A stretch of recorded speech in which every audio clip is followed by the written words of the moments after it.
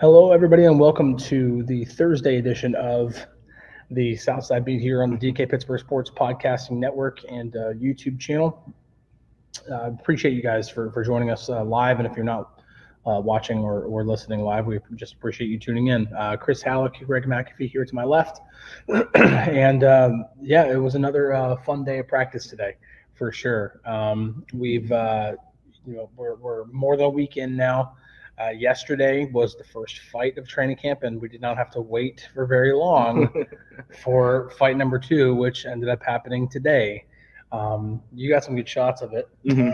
I did. Players weren't in pads today, but definitely things were definitely chippy. Yeah, I mean that attitude was still there. That, like you said, that chippiness was still there. It seemed like there's a little bit of a pushing back and forth after a play, and then all of a sudden it kind of carried over into something else. I think some fists might have been thrown in the bottom of the pile. I would even say haymakers. DeMarvin Leal was on top of who was it? Anderson Hardy, I think, and there were some haymakers being thrown by Leal. It was definitely.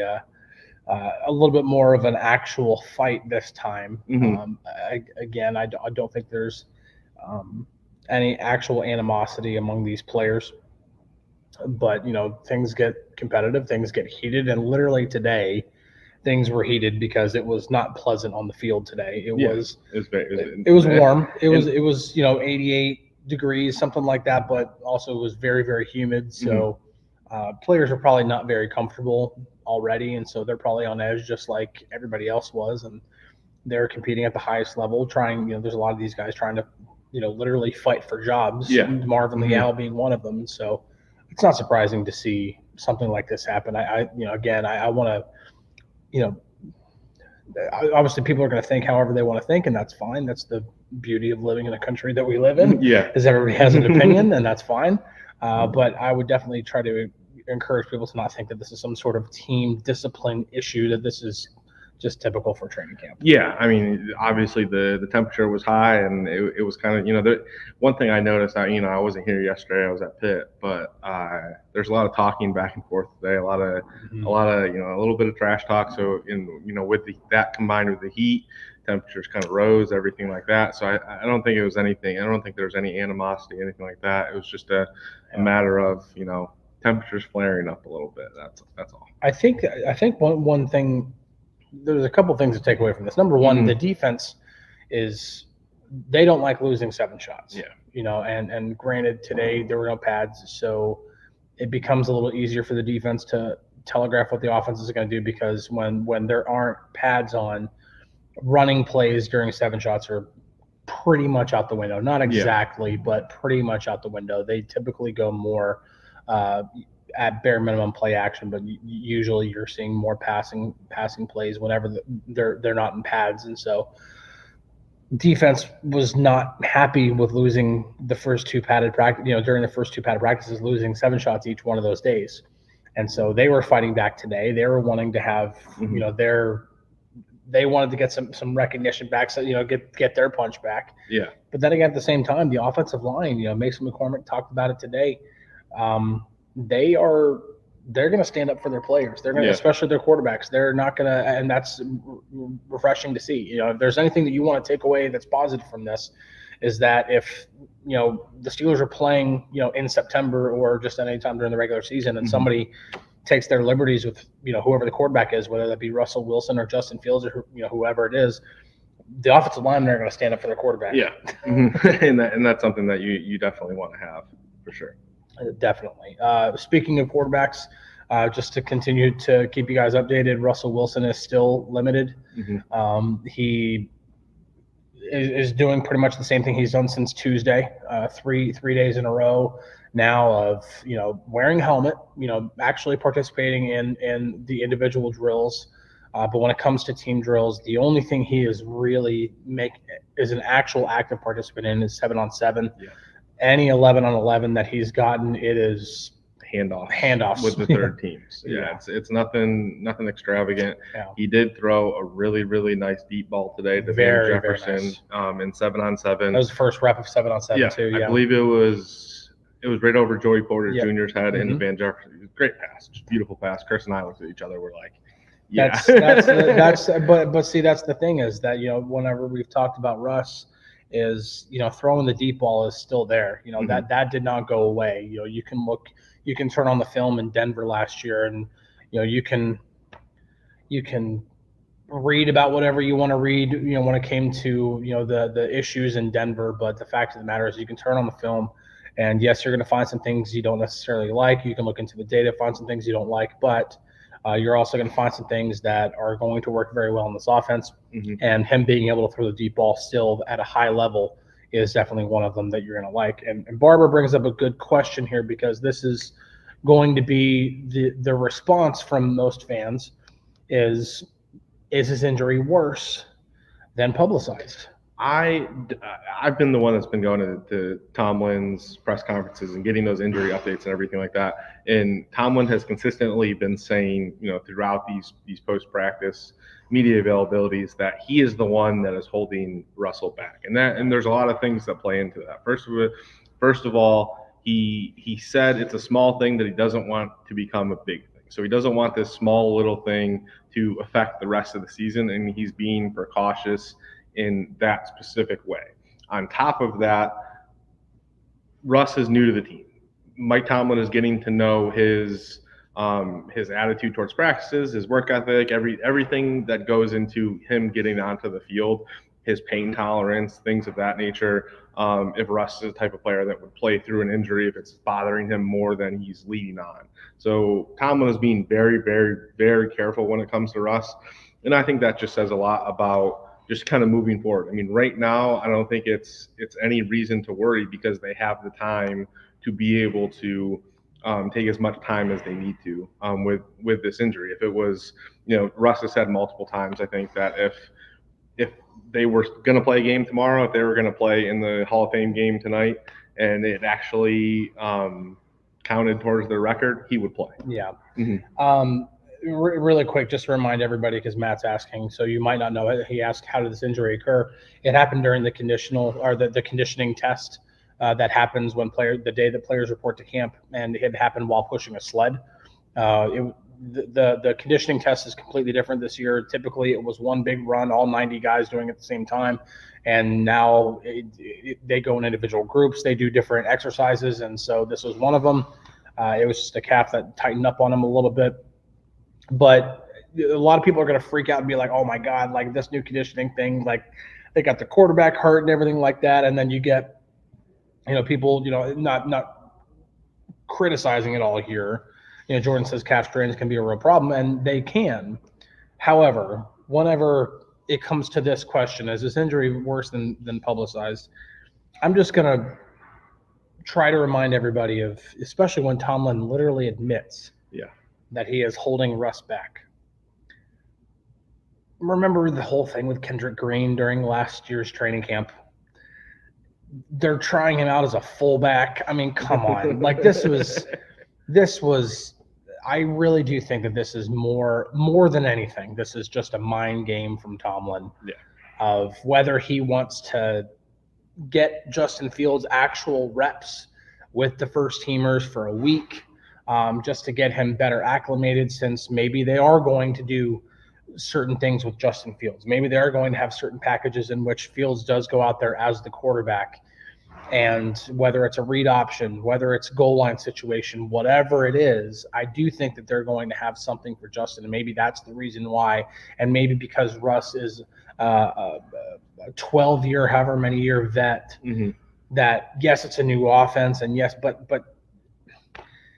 it doesn't take that long for a veteran quarterback to understand a new offense. Like they've been around the block.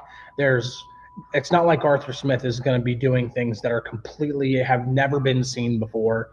I do think Russ is going to be plenty prepared, and I honestly think that this is just Mike Tomlin having a little bit of fun with everybody, with the media and fans alike.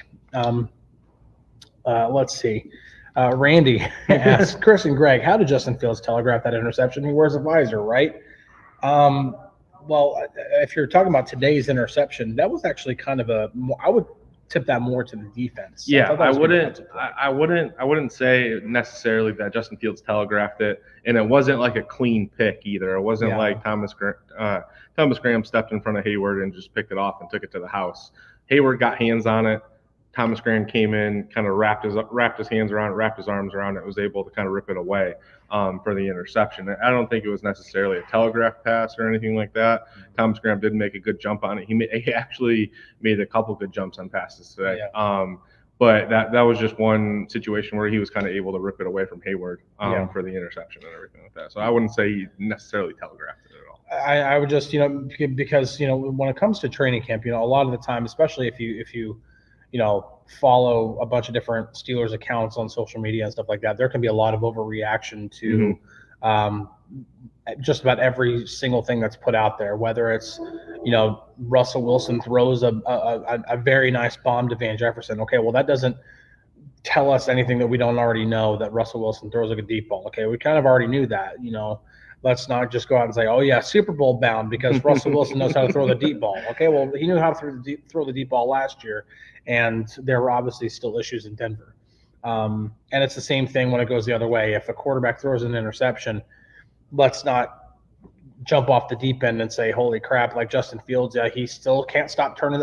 The thing that I would be more concerned about with Justin isn't necessarily the throwing interceptions at camp. It's the ball security. It's yesterday when Larry Ogunjobi came up behind Fields. Now, granted, the whistle had already blown, but a practice at training camp is that even after the whistle blows, the ball carrier, whoever it is, keeps running, and defensive players literally try to punch it out as they continue to run. And Ogunjobi came up from behind and literally just underneath just punched the ball out. And that to me would be the thing that I would be more concerned about, is that ball security is a huge issue. Now, obviously, interceptions go into that, but I don't think that throwing an interception is as alarming as putting the ball on the ground when it comes to fumbling the football. Yeah, I do think that is. Here's a good question from Jerry. Any news or any talk about Hard Knocks?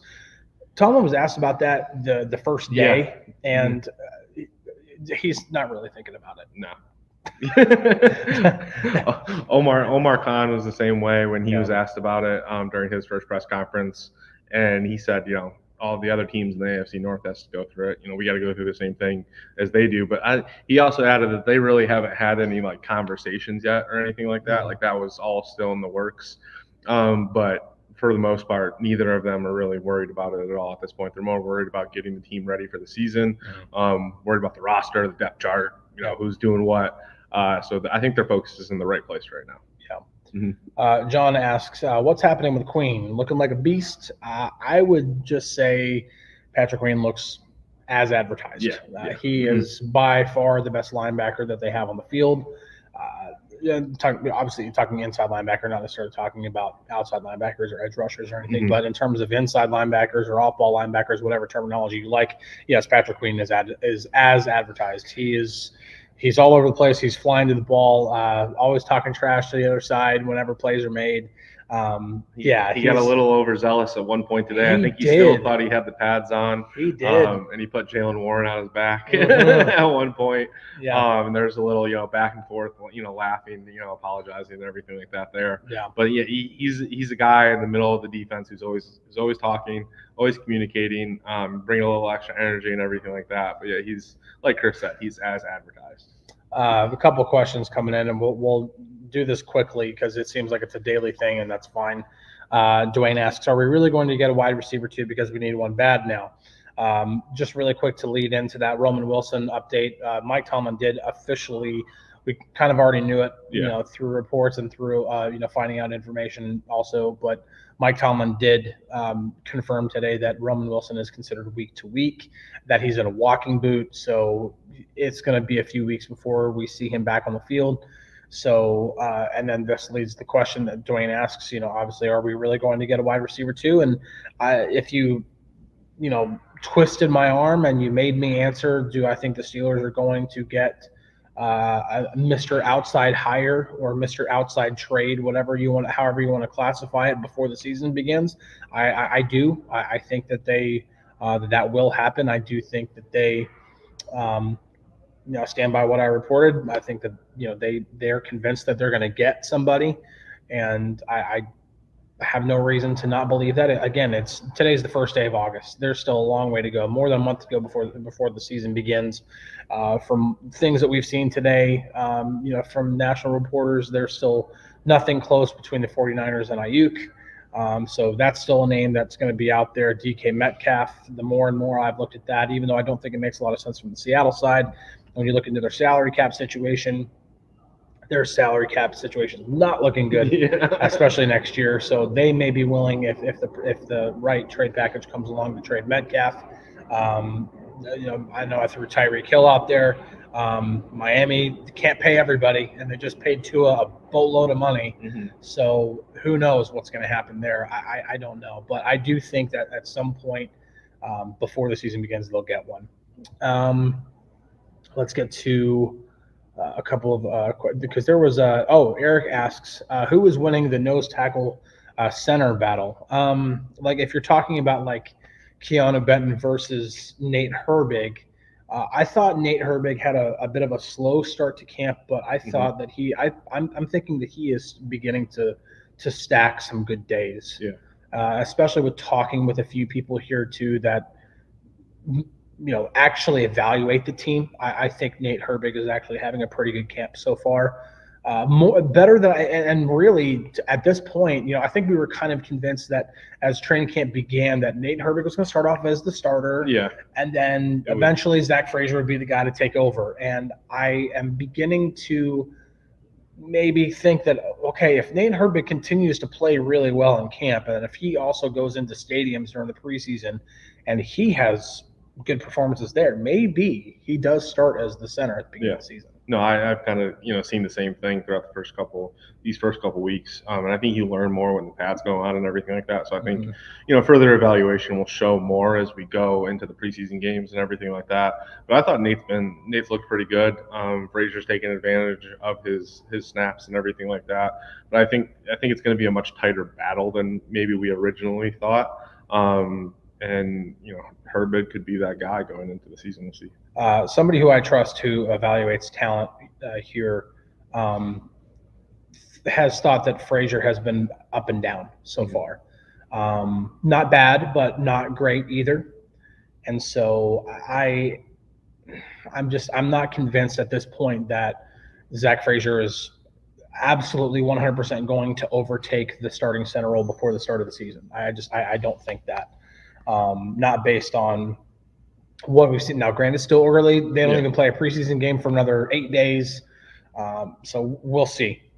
But I'm just saying, as we sit right now, August 1st, I think Nate Herbig has done very well for himself.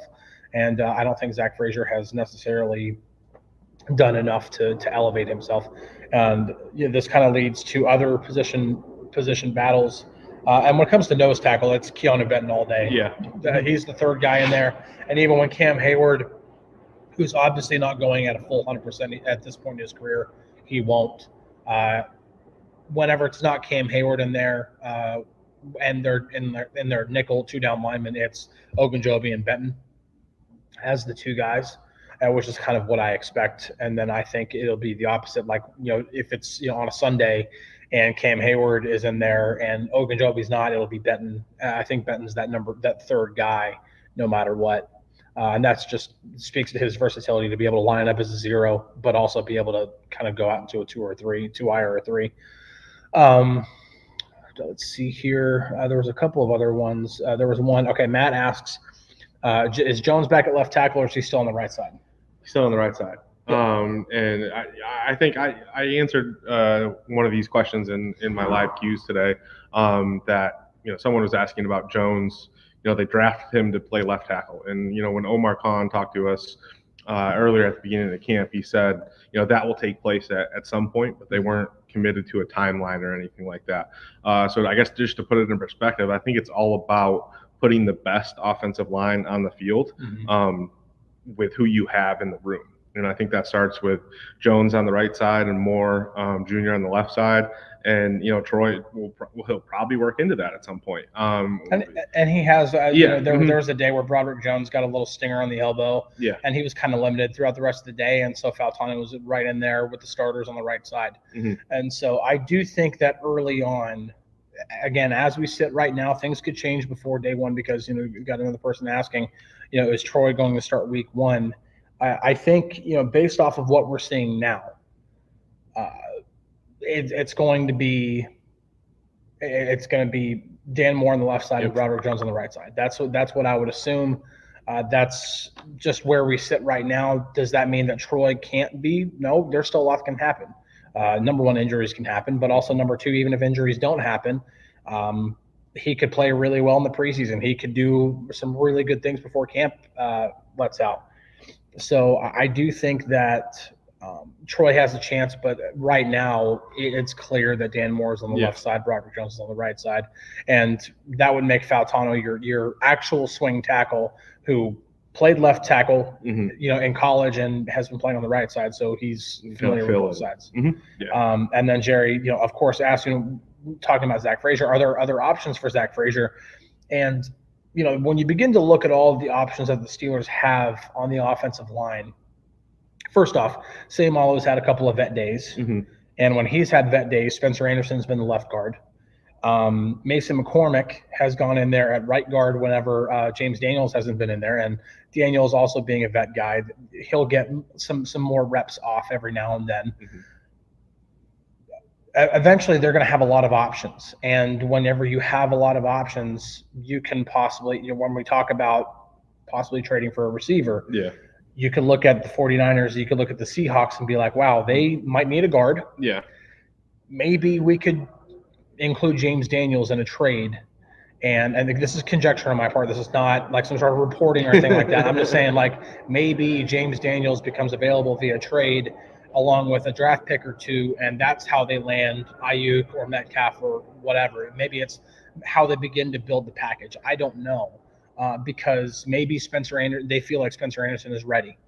Maybe Spencer Anderson can be that right guard if, they feel like I don't, that's conjecture on my part, but they have a lot of options right now. And Spencer Anderson being as involved as he is kind of throws that in, because in the middle, when you're talking about the, two guards in the center, obviously right now, left to right, you've got Seumalo, Herbig, and Daniels, but then you've got Anderson, you've got Frazier, you've got McCormick. Like they have options in the middle, and that's a good thing to have because now they can do. I mean, they got a lot of depth on both sides, and they can kind of move guys around if they need to. I mean, flexibility. Flexibility, versatility is flexibility is a word that Omar Khan has liked.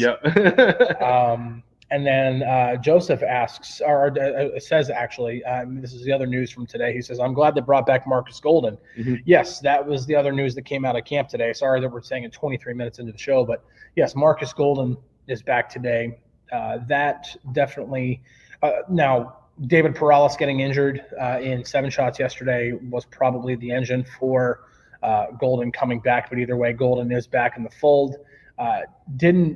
If he participated at all today, it was very, very minimal. I think he was in a few drills, and that was about it. It wasn't much. I didn't see him anywhere other than that. They'll ease him back in. He's a veteran guy, and the Steelers know him. He played in this defense last year. So, but yes, Marcus Golden is back. That does kind of solidify the edge depth that they have. Obviously, you have your starters in TJ and Highsmith, and then that gives another. That same thing as last year, that veteran guy to go along with a guy with high upside like Nick Herbig. And Tomlin was pretty high on the signing today in his post-practice media availability. He's called him a pro, low to no maintenance type of guy. Can produce in low opportunities and things of that nature. So he was pretty excited that they were able to bring him back. And I've been not necessarily clamoring for it because it's not my job to hope for guys to get jobs, but even like when I did my initial 53-man prediction and I was looking at edge rusher, that fourth guy I was putting, it could be any one of Jeremiah Moon or David Perales or any of these guys, but I was also like, hey, Marcus Golden's still out there. And lo and behold, here we are, August 1st, and Marcus Golden's a Steeler again. But he won't be wearing 44 this year. Tyler Macafee, Big Red, is wearing 44, so he's going to wear 91 now, Aaron Smith's old number. So, having Marcus Golden back definitely helps with the edge depth. If you were concerned about that edge depth, I would not be concerned about it anymore. And the defensive line depth is looking pretty good whenever you have guys such as DeMarvin Leal having a good camp. So it's good. It's good. I think the defense is looking good thus far, as well as it can in training camp. Yeah. A couple more here. Let me get to, because there's a couple I either started or forgot to do. Mark actually asked earlier. I didn't get to this. Here's a crazy question. Did anyone get hurt in the scrum? No. Not that I saw. No. George Pickens was chasing a helmet at one point, and, That's right. And that was kind of funny, and he had a big smile on his face because he was originally not necessarily in the scrum. If you look at the photo on the team feed, he was looked like he was trying to pull someone off the pile. He was not in the scrum for very long. One helmet went flying, and he kind of was chasing it down outside of the scrum. I thought I was laughing. I thought it was pretty funny. The thing that was really funny was when players started picking up the flags and started throwing them again.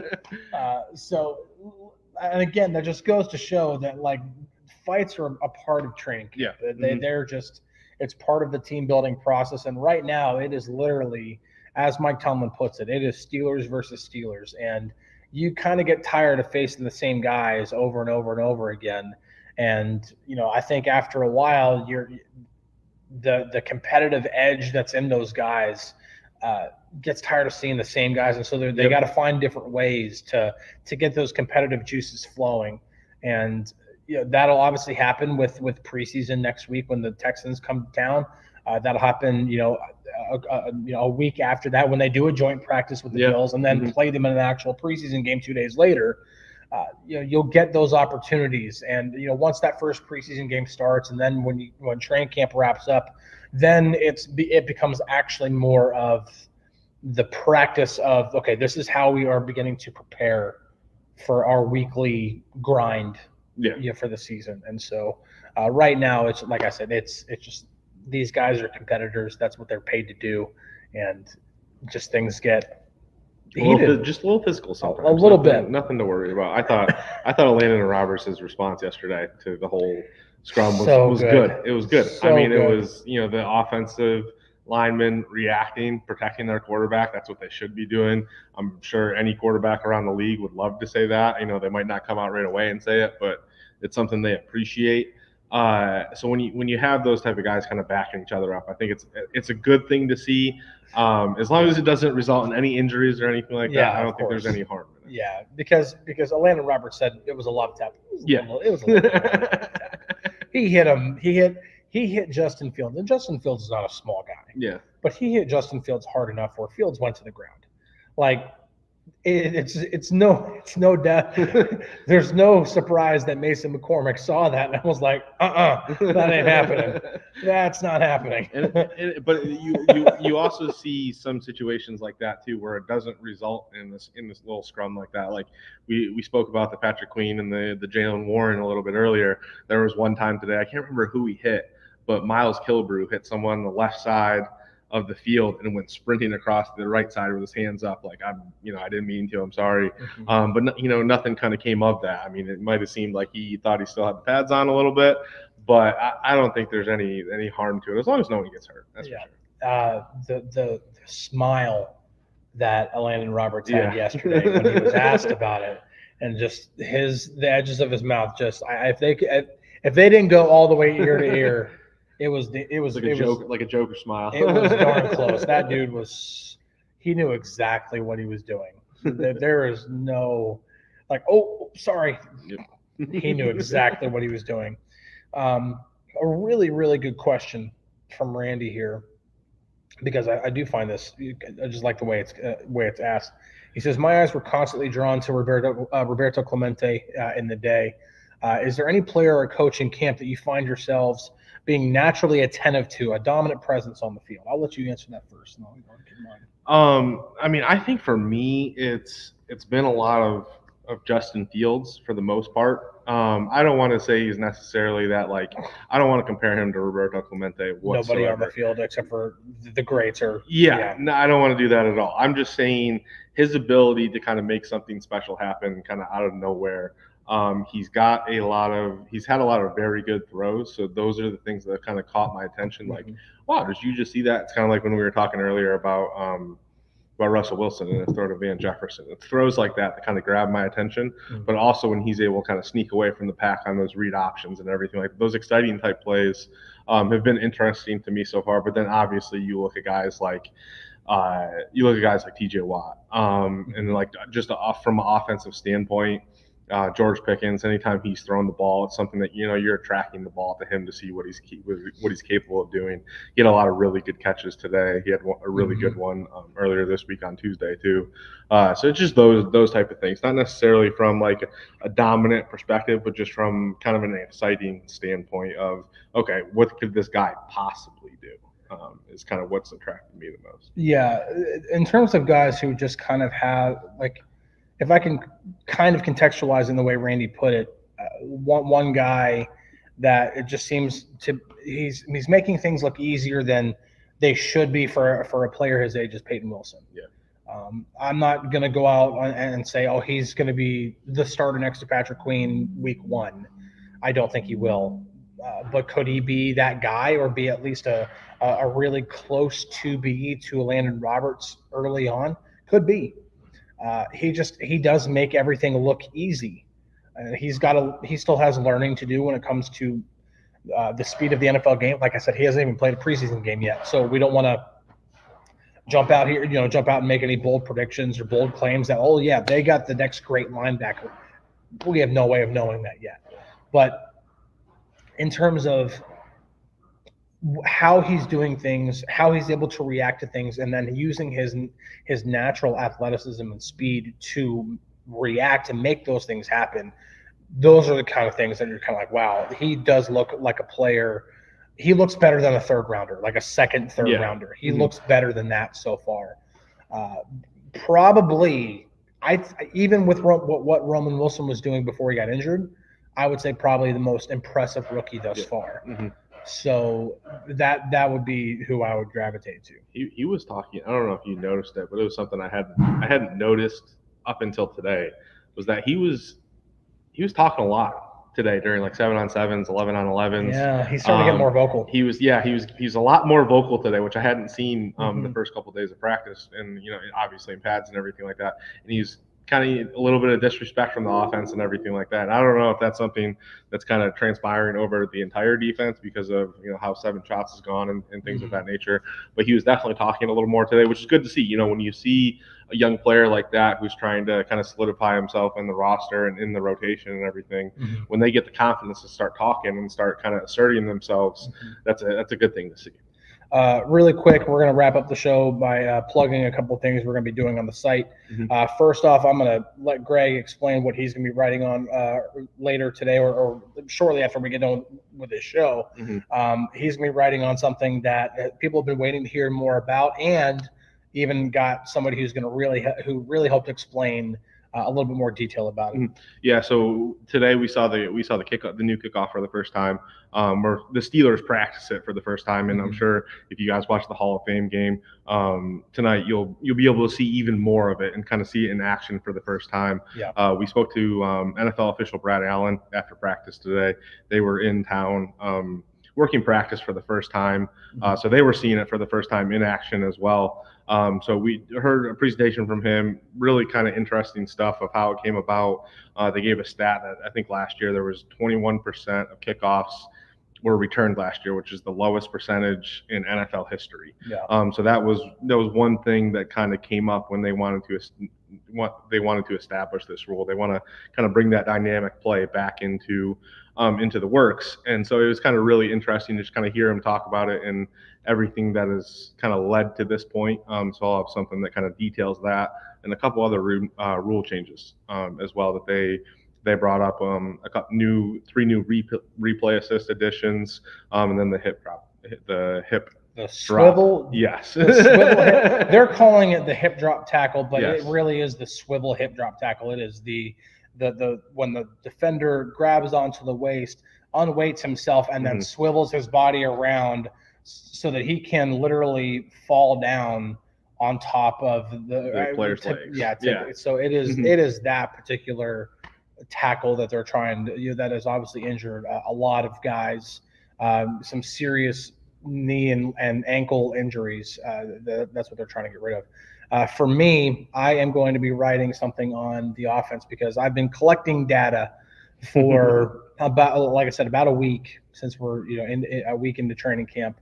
As much as you possibly can, and this isn't going to be too intensive because it can't, because I have no all 22 film to back this up or to illustrate or anything like that. And God, I wish I could, but I'm going to at least try to detail some of the things that we're seeing from this offense that is different compared to what we've been seeing with Matt Canada's offense over the past 3 seasons.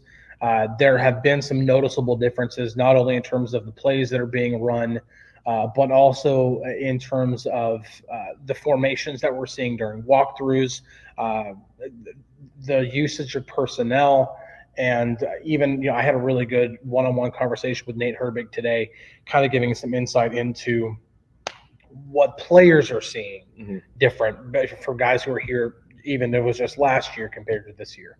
And so I'm excited to write that up and get that to you guys. So we're going to go ahead and wrap things up here from Saint Vincent College. I appreciate you guys tuning in.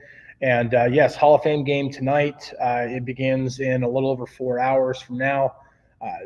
I'll be watching. Yep. I'm gonna be watching because mainly I want to watch the kickoff. So I want to see how this looks in an actual game. Plus, it's just good to have football on a TV again. So definitely excited about that. But thank you guys for tuning in. Appreciate you so much. We got one more day this week. We will be doing our podcast at some point tomorrow. It's kind of, there's not gonna be anything happening between now and when we meet again tomorrow because, well, there's no practice until tomorrow night because it's the Friday Night Lights practice tomorrow night. So, but we can still talk about some more stuff that we've been seeing at training camp. Obviously, if any news happens between now and then, we can talk about that too. So appreciate you guys tuning in. We will catch you guys tomorrow and catch you guys on the flippity flip. See you later, guys.